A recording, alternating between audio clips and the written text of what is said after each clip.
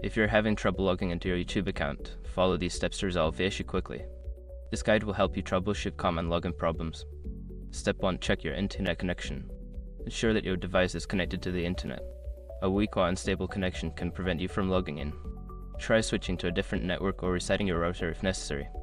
Step 2. Verify your credentials. Double-check the email address and password you are using to log in.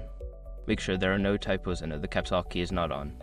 If you've forgotten your password, use the Forgot Password link to reset it. Step 3. Clear browser cache and cookies. Secure your accounts before moving on.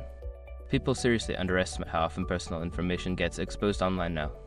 Use SROC to monitor your accounts 24/7 and get notified immediately if your data gets leaked somewhere. It runs in the background, constantly scanning billions of breached records. And honestly, for how cheap it is compared to the value you get, it's worth it. Link in the description. Step 4. Update your browser or app. Ensure that you are using the latest version of your web browser or the YouTube app.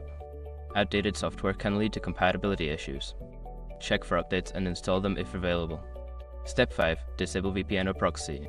If you are using a VPN or proxy service, try disabling it temporarily.